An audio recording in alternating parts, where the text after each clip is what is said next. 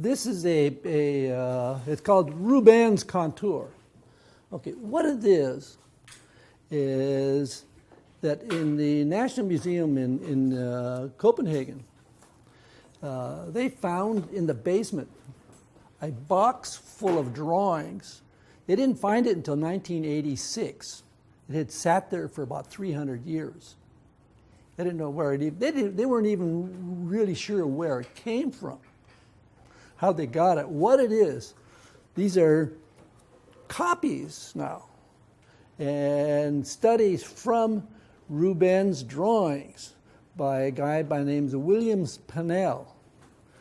But this is like what he was doing was he was in charge of Rubens' studio. He had been a student and an apprentice. And when Rubens was out of the country for a couple of years, he took care of the studio. So these are but Rubens, the contour, what that means is the cabinet of Rubens, the drawing cabinet where they kept the drawings. So this was the intellectual property. So this guy was basically pilfering ideas.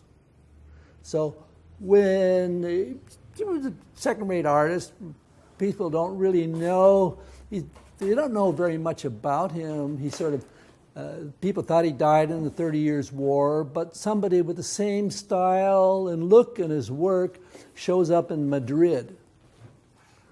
And so but these drawings ended up in Copenhagen. So these are copies and studies. Now, what we tend to lose sight of, and I'll take and actually be using one of these in lecturing about the drawing, is that Rubens had a big studio, probably had maybe 50, 60, 100 people working for him. So they were producing these paintings. Okay. Everybody in the studio had to draw like Rubens. You can't have a bunch of different people working on a painting and having them drawing their style. Everybody had to take and draw the same way. So there was a certain mechanics that the guys went through in their drawing. There's a certain very systematic approach of doing the drawing. It's like if you were working in an animation studio. You got to, whatever the show design is, that's the way you draw. It's not, you don't go in there and do your own thing. Yeah, it's business. So the mechanics of drawing was very, very carefully worked out, exactly how you go about it, what you do it. And if you saw a show just at the Getty Museum a few months back on Rembrandt and his students, you notice it was sometimes very difficult to tell the difference between the students and Rembrandt. And they actually worked the same way, the same technique. And once they got off on their own years later, it was something different. I mean, they developed their own style. But the way they were learning, you copied it. That was it. Okay, well, today we work a little different. I mean, we get so many different points of view. I mean, you're not sitting in my studio 5 days a week cleaning floors and stuff, You wouldn't find any room to do that, okay? Now, what I'm trying to get across is that what I'm teaching is really a step-by-step process. And that's actually one of the things that defines humans from the rest of the animals, is that we have the ability to think in sequence. It's the thinking in sequence that we're doing things. Okay, so that's a primary element in what I'm doing.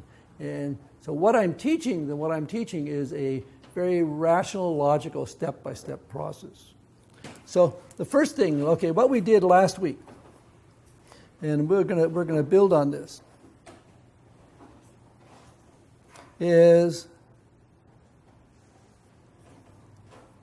basically focusing on capturing the gesture.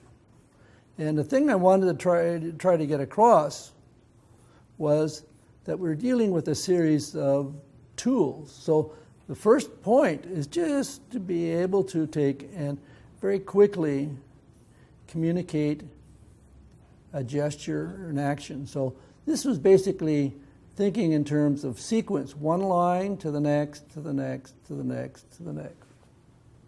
Okay? Transition.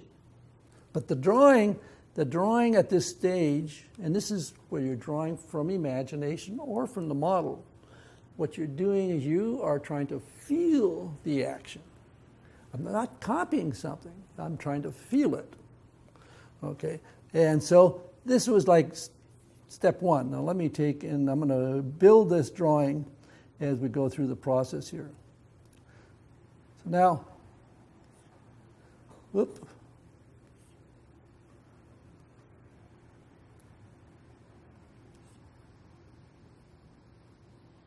Now, the next step was to take and think in terms of going across over the form. In other words, you're just trying to take and define the form in space. Now, we went in some of the drawings, we went past that. So we're just taking and going over these surfaces. And now, every time I do that now, that takes and helps to define for myself. This is not for public consumption, you might say. But what you're trying to do is you're just trying to analyze what the model is doing, or if you're drawing from imagination, trying to figure it out.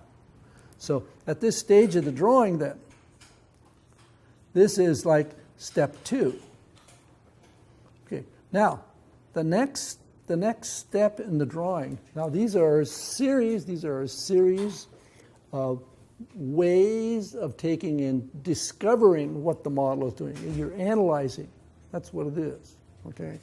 And it's also a way of taking and describing the form.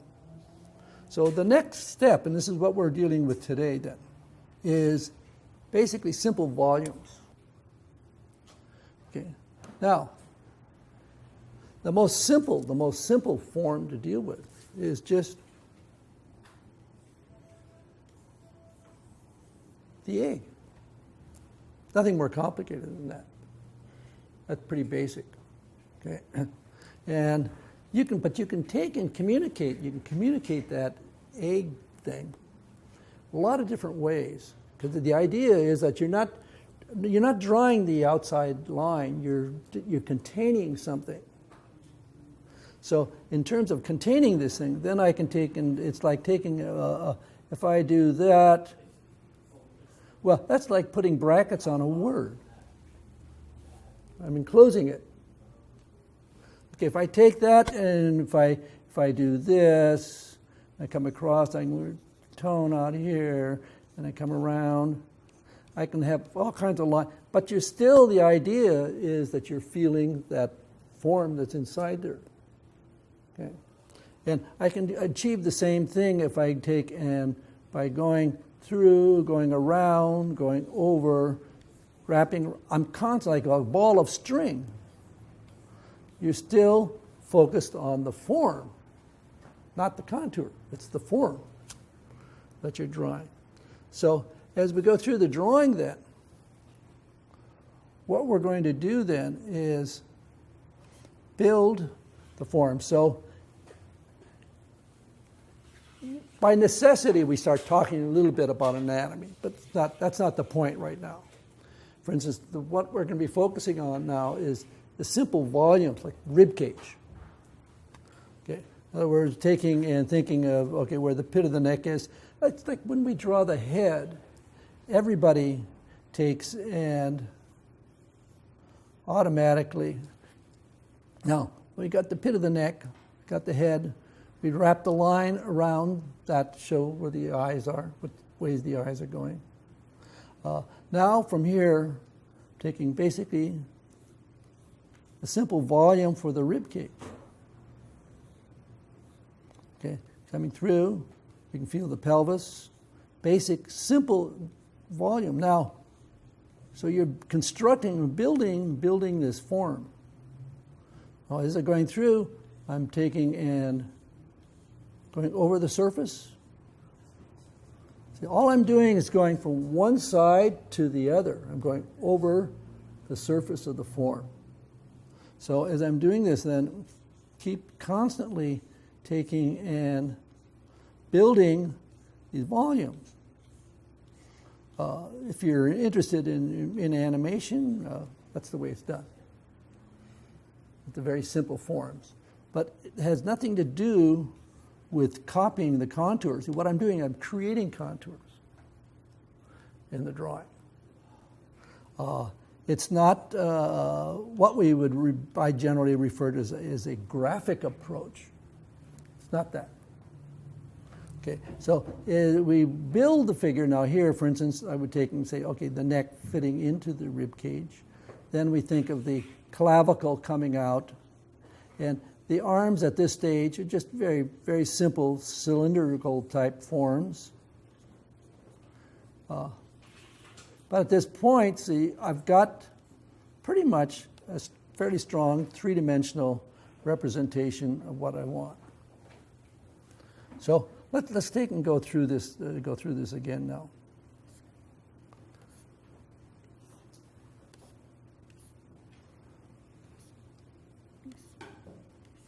Now, here,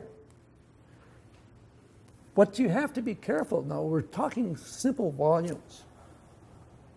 Okay, you're taking, this is like the equivalent of making snowmen. It's really no different. So as I start, again, you're taking and feeling, you're feeling the action, trying to go through the figure. It's like putting up armature for a sculpture.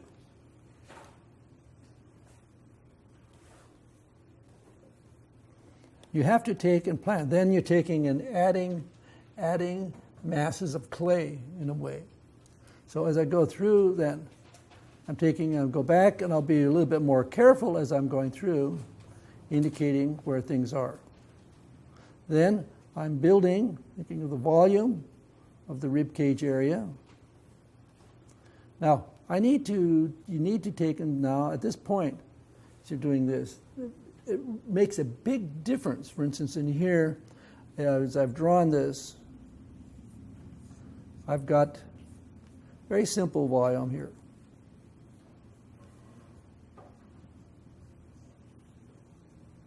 Okay. It makes a difference where you overlap. In other words, that point right there. If I take and reverse that, now at this point, we can see that this is like leaning forward. But if I get that overlapping wrong, if I'm drawing the same thing and I overlap it this way, now the figure is going in. So it's changed it just because of the way that line goes. In other words, this line is literally going over the surface this way. That is going that way. So we have to be totally concentrating on these volumes. So we're continually building that figure up. We're taking and going over one side of the form to the next. So you're taking and going over, going around, going over the surface. You're building these forms. Okay. So now I'm going to show you some examples, and then we can go from there. Okay, this is some of these examples, not because they're a great drawing, but just to show the process a little bit more. This is a guy by the name of Allori. Probably never heard of him. Not a very important guy. I probably could use important guys examples, but Okay, but what we have here, you look at the way the painting began. Back here, it's all drawn. Look at the way those figures. Very, very loose, very simple. It's all drawn from imagination. Okay. Then, as he develops the drawing, he then comes back over it and starts adding ink and developing. But at the same time, you can look at the margins. He's taking and trying out different possibilities for the pose. He's trying to figure it out. Okay. So as we work on the drawings, then we can see that he's coming down. Okay, he's trying, the guy's got the bound up with rope. So he's trying different ways, but the freedom that he's taking and approaching that. And again, this is all done from imagination. So now, let's take a look at another one. Again, I'm not using these examples for grade drawing. In fact, it's not very great drawing. But here you can see, again, the simple way that the volumes are approached. These are just building volumes rather than trying to take it. It's not done from the model. It's basically done from imagination. Up here you can see now where I drew over the dark lines there, I drew over where you can see very, very, very simple forms. Okay? And then once he's got the thing worked out, then he comes back in and starts to add the anatomy. That's later. But again, this is all from imagination. Okay, so now let's take and let's see. Okay, now this is from my book here. This is a Rubens. But if we take a look at this in terms of how it was actually built, I'm going to take that out and redraw it here. Now, this is all built. There's practically no straight lines in that drawing. What you're seeing is a series of, you can feel this behind, okay? And if you can think of that behind as that knee is just like a sphere. Okay, we get the foot or leg fitting into that. He's giving us corners, modeling his tone back here. We're dealing with a series of very, very clear volumes, one volume fitting into another volume. And he's got stuff going over, coming through. But everything is built on volumes fitting inside of another volume. He's adding to it. Okay, now, this is another one of, this is probably a copy. Both of these drawings were copies after Rubens. But if you look, you can see, as you look at this, you can see how it's broken down into a series of very, very simple volumes. They're just building one volume on top of another volume. You can see it's very clear. It's just building one form on top of the other. Okay. Now, this next thing is this is another Rubens, or I should Pinel. Hard to tell which is which. Okay, but as we look at this drawing now, and let me get full. There we go. Okay, now as I draw from this, I'm going to draw this as if I was drawing from the model. So you can get the idea of what we're talking about. So the first thing, and I emphasize the fact that I try to start every drawing the same way. And that's mainly so that you create a pattern in your mind of what you're supposed to be doing each time as you're doing the drawing. But at the same time, I start with the head, because the head really governs everything else. My approach of drawing is feeling the action and the gesture, not the graphic shape of the thing. That's important too. I'm not downgrading that by any means. But the approach that I'm going, particularly if you're drawing from imagination, is that you have to feel an action. You don't have something to copy. So the beginning part then is taking and very, very simply, you're just trying to feel which way the figure is going. And here I would take and be saying, well, it's going off out here. At the same time, I would be thinking it's going around, coming through. I'm going to feel that hip over there. We're thinking coming through. The leg is coming out. See, I would just notice that I'm drawing very, very free and loose. I'm just trying to feel the way the thing goes, rather than copying something. That was about 7 seconds. You do that. You're looking at the model and you're trying to feel it. Okay. Now, from that, the next step in the process then is to start seeing the simple volume. So here's where you have to go past, you have to add knowledge to what you see. So when you're looking at the model, now fortunately, she's not really heavy, she's pretty light. So you're going to be able to see a lot of stuff that we can't see on things. But if we're looking at this model, now I would go back now, and I would draw this over.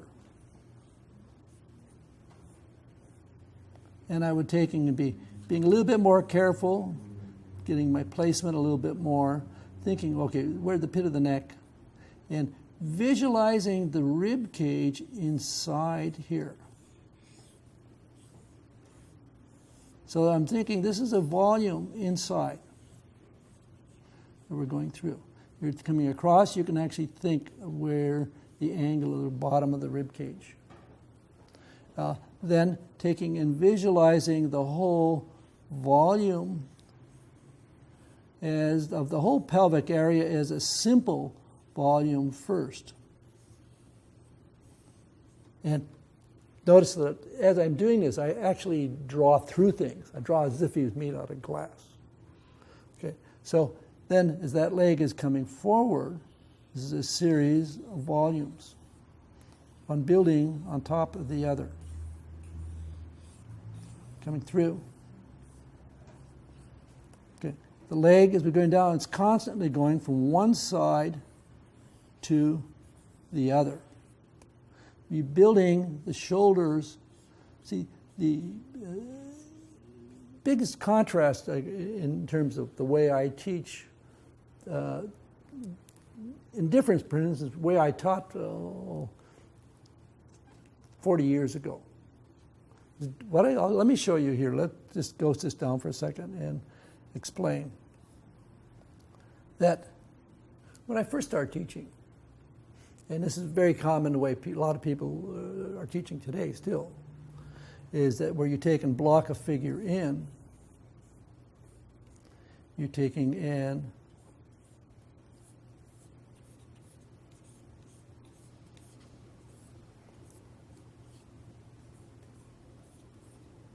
we're just basically blocking it in, which is very common. Most books on how to draw tell you how to do it that way. Okay. What I found, and it was sort of a coincidental thing, in drawing from the old masters, I was interested in studying the composition. Okay. But also when I started working in animation, when I started in animation, I had already been teaching for 20 years. I had been doing this stuff. Okay. What I found was, of course, we don't have models in animation. Or when I did comic books when I was a student, we didn't have models. Okay, so I had to construct and make the figures move in every kind of different direction. This doesn't work. You have to take and think about the form. How do things fit in space? So I focused on real anatomy rather than the graphic imagery. Because this is more of a graphic statement. Again, nothing wrong with that. Just the function, it works differently. And so in approaching it then, I switched to what I'm actually teaching today. And so as we go back into this now, you can see these are simple volumes. It's three-dimensional that we're going through. So in doing this, then I'm taking and adding the anatomy, but first starting out with very, very simple volumes as we're going through the drawing. Oops, drawing that on the wrong level. I didn't want that. I'm messing up that drawing underneath.